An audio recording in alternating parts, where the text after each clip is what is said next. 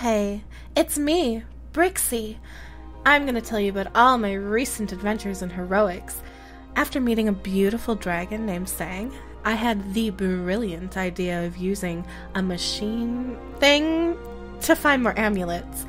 We headed west and found ourselves at the town of Woodhurst, whatever, which was really weird and creepy because everyone was really quiet and one man tried to attack me, but my brave Imply defended me.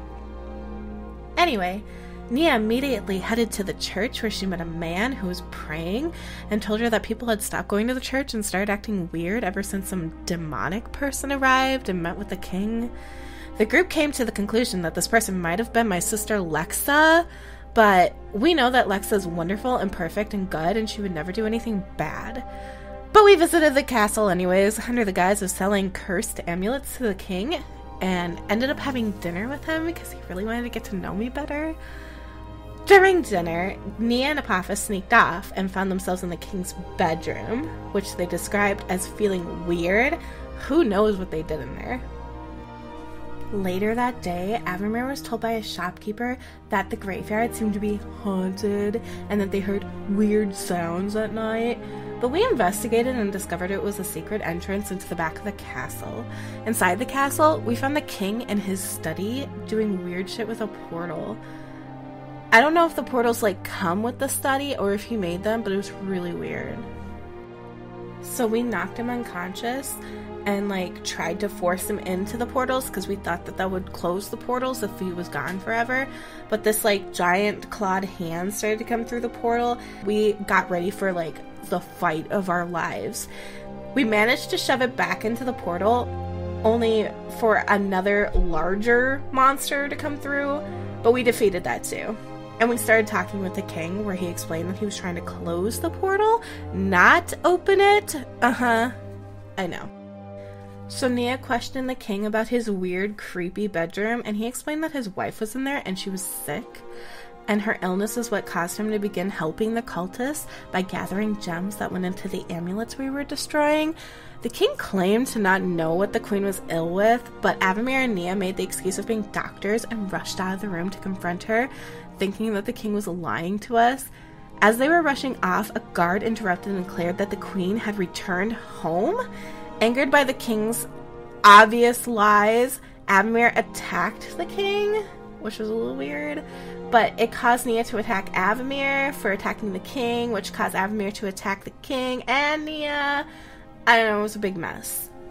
Then Barnabas restrained Avamere, and it was then that I noticed that the queen clearly wasn't sick.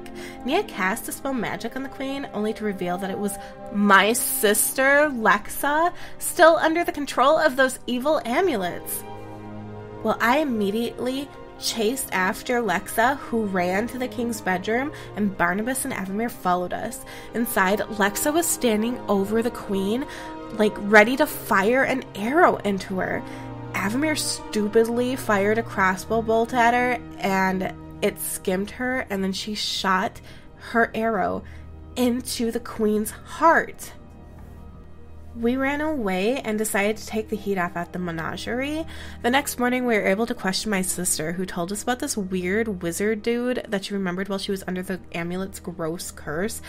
She said that he was the one that made the amulets. Well, we got to the weird wizard tower, and Lexa seemed to not want to go in, which is really unusual for her, because she's usually not the one that's scared. That's usually me. She's usually brave and strong, but I guess I've just grown up to be way more badass than her now. But we went in, and I boldly led us through the maze and killed all the bad creatures that were in our path, right up until we got to the wizard. So, inside, there was the weird wizard dude and his weird pet metal golem. I boldly attacked the golem, mightily defeating him, all the while Avamere was being shady and attacking the wizard guy by himself. While we were fighting, I overheard the wizard guy saying that Avamere had killed a whole bunch of people, which honestly, I'm not really surprised. But that guy spilling Avamere's secret put him into some sort of crazy rage, and he just literally burned his face off. When everything was done, Barnabas and Avamere left the room, and Nia was able to do her dark magics on the wizard guy to talk to him, but because of the state of his face, I'm guessing, we could only ask him a few questions. He told us that Abamir murdered a bunch of kids in the coldest of bloods. He also told us that the cult was working for some dude named Orcus and that he wasn't the only one making amulets for him. Then the guy died again, so we left and we burnt it to the ground. We decided to find a tavern to sleep at for the night, and then in the morning we would definitely have to have an intervention about Abamir just murdering people. In the morning, we had the intervention and we confronted Abamir about all the messed up stuff we learned. He was being really dodgy and it ended up causing a huge argument between all of us. He did end up telling us that he had done some sort of evil experiment back at the academy that went horribly wrong. I got bored pretty quick and I thought we should leave to deal with that evil king necromancer buttface by stabbing him a bunch. So as we were leaving, we ran across my baby daddy, Timothy. He was being a real jerk though, and him and his dumb friends decided they were going to try and claim a bounty that was apparently on us, put there by that evil crab king. They attacked us and the whole thing put me into labor, bringing our beautiful baby boy Impley back into the world. We did end up killing most of his friends, but we left Timothy alive because Impley needs a father and I need child support.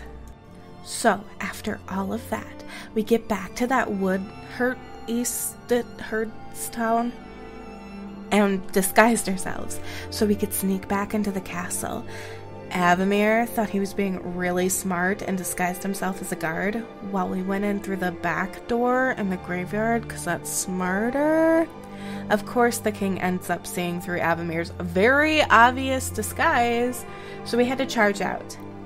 Then the king brought out this undead beholder, which tried to kill Barnabas, but weirdly, Abamir stepped in front of the attack. Eventually, with my outstanding help, we defeated the king and the undead beholder monster thing. We were kingslayers, but since we had just killed their king, we knew we had to get out of that town fast. So we went back to the menagerie. There, Lexa told us that she knew Nia's friend Alistair, and had met him when she was under the amulet's curse.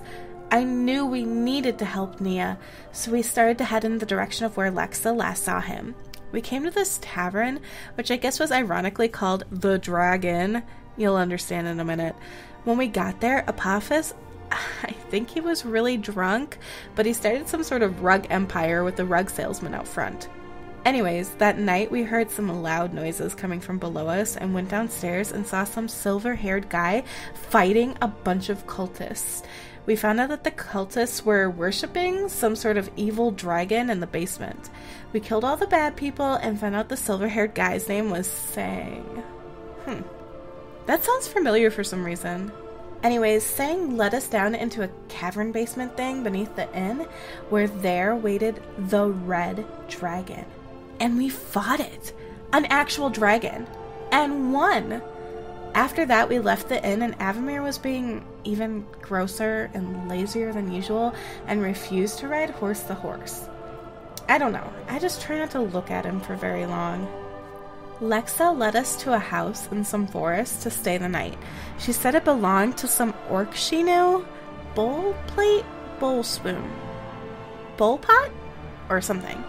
I don't know. We ended up falling asleep, waiting for him. Then we got woken up and are told that he's there for some reason. Like, that's a big deal. Nia thought she'd be nice and made him some tea and eggs so that he'd like us. The orc didn't drink the tea, so I thought I would mess around with Nia a bit.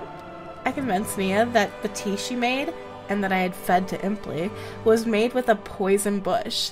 Impley played dead, but he must have played it a little too well, because everyone actually believed he was dead. They tried to cremate him. I had to pull him out of the fire and run off into the woods so they wouldn't accidentally kill him. Nia was pretty messed up about it, and started drinking. Oops. That orc at least seemed pretty tickled by all of it.